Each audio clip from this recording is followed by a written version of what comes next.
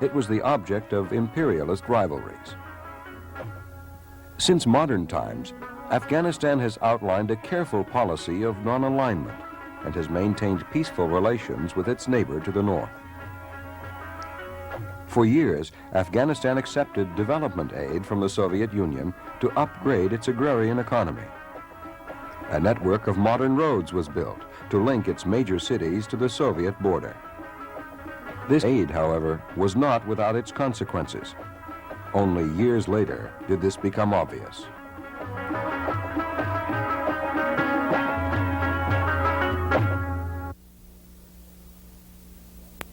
A former official in the Afghan government, who, like others in this report, cannot be identified in order to protect their family and friends, recalls the early days of Soviet aid to his country. Initially, people found some advantages in these assistance programs. Some areas were developed, roads were made, and some factories were constructed. But after almost 2 or 3 decades, we found out that Russians had bad intentions right from the very beginning. Apparently, it was aid and assistance, but in reality, it was a program of exploitation. They exploited the country economically. And we found their ill intention when the military coup of 1978 took place. This was the time that we found they wanted to change the country to a communist country, to a country which apparently would be a free country, but in reality, it would be one of their satellites, a country which would literally follow their instructions and their behavior. The oppression of this regime and the way they were killing the people, the way they were imprisoning the people, persecuting the people, and torturing the people, all showed that all these things were planned. As a result, people could not tolerate this, and resistance started in different parts. Resistance was local, and initially it was wiped out quickly by the government forces. But people did not give up, and they continued to resist.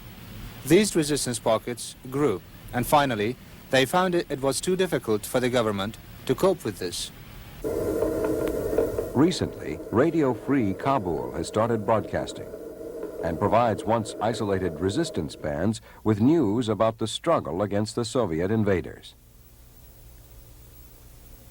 One of the founders of this clandestine radio service is Vladimir Bukovsky, Soviet emigre and essayist, who has followed closely recent events in both his country and Afghanistan. What actually happened with the Afghanistan and the Soviet involvement there is very typical of a Soviet pattern of international relations.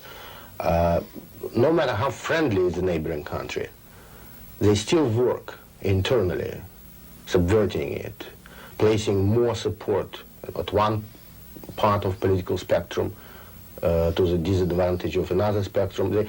They can't help it. The usual way. I mean, they're committed to support so-called progressive forces, the forces of liberation.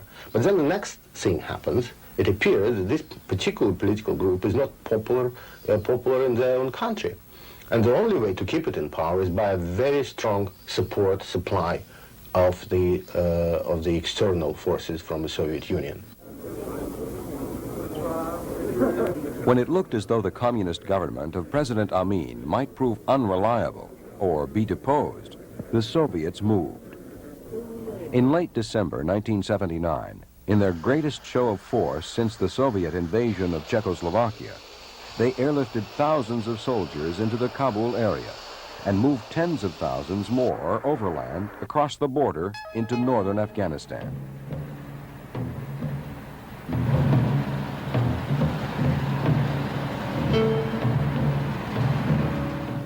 One of the important points of the situation like that, why they can't really leave alone this country at the particular moment, is that they cannot tolerate a collapse of so-called friendly government on their own borders.